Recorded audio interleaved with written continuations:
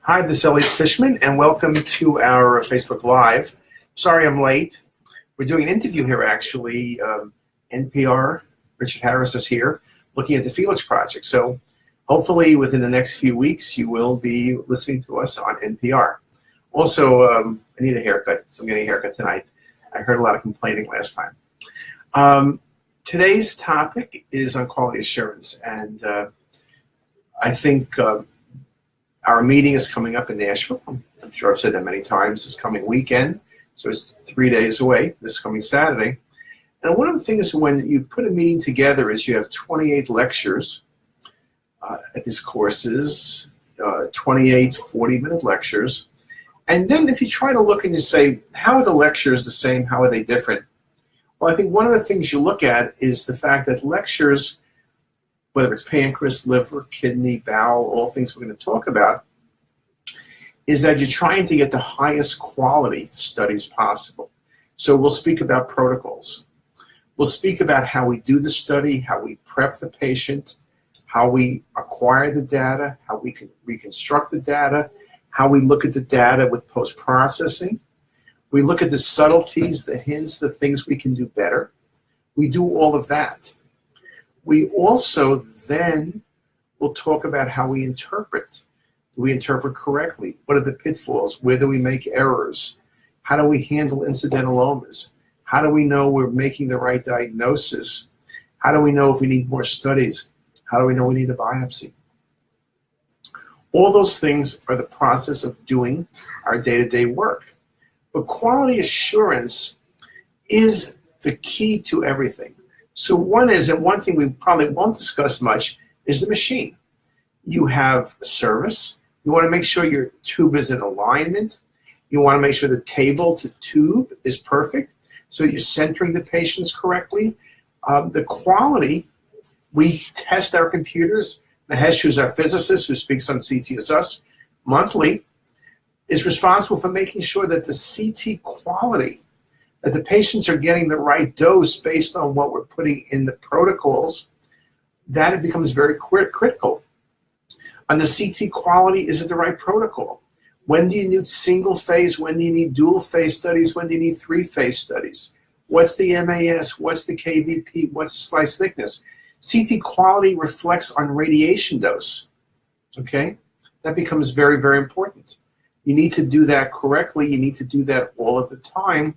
And you need to have some sort of quality measures for that. We then talk about the technologists. What are you doing for your technologists? Are you sending them to meetings? Oh, by the way, this one this weekend they can go to. And also November 15th to 17th in Las Vegas. Oh, okay. But how are you maintaining the quality of your technologists? They're not button pushers. They need to understand why they're doing the study. In most places, the radiologists aren't even around. The techs are the ones deciding on the protocol, the injection rates. All of the things that impact your ability to make the correct diagnosis, that's what technologists. The radiologists are sitting 3 blocks away in some dark room trying to create RVUs, okay? So you need to be certain that your quality of the technologist is up to snuff. And I will tell you, we have great techs at Hopkins, but I will tell you also that the reason we have great techs, BMUJ has been doing this for 30 years, is the constant reinforcing. Mistakes always will happen. You can't assume that once you've said something once, it's done correctly. You can't assume if you say something twice, it's done correctly. And even people who seem to be doing things right will do things wrong. So quality assurance, and this is our promise to the patient, right? Our promise to the patient is we will do things correctly and the right way. We are not, it's not by accident that you want patients to come to you. You want them to come to you because you're doing things correctly. So the techs need to have quality assurance. You need to look and make sure that they're not scanning too high or too low, that we're doing the right body part, we're doing the right phases. The communication between technologists and radiologists becomes indeed very, very important. Then we talk about quality assurance on the radiologist side. This thing of looking at a bunch of cases, a certain percent a month that all of us do, I don't think it's quality assurance. How are you knowing that each of your radiologists is doing things correctly? Do you meet as a group? You go over the difficult cases or the interesting cases or the misdiagnosis. You have a way of finding out you have a misdiagnosis. And I'm not saying if somebody's suing you, then you got a misdiagnosis. I'm saying, do you know what ended up with those masses you thought was a pancreatic mass you weren't sure? Do you know that the surgeon found a tumor at surgery and you read the CT or the MR or PET is negative? How are you doing things becomes very, very important. And unless you have a quality assurance program in place, now, believe me, I'm the least person who wants more bureaucracy. I think most quality assurance programs that most hospitals have are to meet requirements and check off a box, okay? I'm not interested in checking off boxes or doing the things you need to do to say we did quality assurance. I'm saying is, what are we doing that really impacts our patients? What are we doing that we need to do? What's the right thing to do? And that becomes extremely, extremely important to us, doing the right thing. And quality assurance is in a way of guaranteeing us we're doing the right thing. So, for example, on the physicians, and we published an article about this, I run I run a meeting every other Thursday for an hour where I show interesting cases, difficult cases, missed cases, almost missed cases, interesting pathologies, probably show 20 cases. I kind of have them for discussion. We don't quiz people like it's your residency, perhaps. But everyone shows up in part because we give free Panera lunches. But people want to see things that are difficult. They want to learn. It's this continuing education, this constant learning. If you're not constantly learning, then you're constantly de-learning because you are forgetting things. Unless you're building up the neurons, you're constantly forgetting things. And repetition is something we were taught when we were 3 years old, and it still works when you're over 3 years old. And so quality assurance is that practice of doing things correctly. Again, I think you want to come up with programs that work for your own institution. It's perhaps hard to have conferences if it's two radiologists, but are the radiologists meeting with the technologists? Are the radiologists meeting with the physicists? Is everyone meeting together? That's very important. Quality assurance also is ordering the right study. Is the front desk, is the scheduling people working closely with the referring physicians? Are they getting all the information you need? You don't want to do a patient with abdominal CT. We have so many different protocols. Is it for hematuria? Is it for jaundice? Is it for weight loss? Is it for left upper quadrant pain? Why am I doing the study? What's the clinician worried about? You really need to understand that. And that's all quality assurance. Scott makes the point, quality assurance and risk management. There's no doubt that if you have bad quality assurance, you're going to have a lot of risk. Now, risk management to me always is, I guess it's an important term. How do you manage risk? I think the way you manage risk is by improving quality. The way you manage risk is, a lot of risk is uncertainty. You want to minimize uncertainty.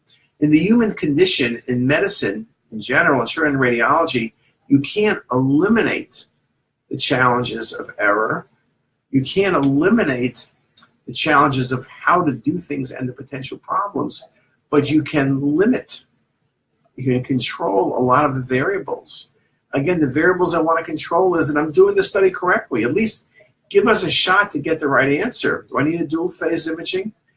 Or do I need a single phase imaging? Do I need 3D? Do I need cinematic? Do I need radiomics? What do I need? As radiology gets more complicated, as there's more things you can do, I want to know what is it you should be doing. Should it be radiomics? Should it be cinematic rendering? What is it that you need to do? I mean, that becomes very, very important for all of us. It becomes a very big process of what it is we're doing. So I think that becomes very, very important. So I think as things become more complicated in radiology, as new things come along, this idea of quality assurance becomes more important. You're doing 3Ds, or perhaps you're not doing 3Ds. Maybe you should be doing 3D. Why aren't you? You're not getting reimbursed, whatever, the coding, but you need to be doing something. Who's doing it? Are you putting patients, are you doing high quality if you're not doing some of the things like 3D? And if you're doing 3D, who's doing it? Are you interpreting it? Is it answering the question? Is it getting to the referring physician? What exactly is happening? Those are the things that really I have a challenge with. And we fight this every day. I know that we're all super busy. Everyone is getting busier and busier. It's kind of like that rat race we all speak about.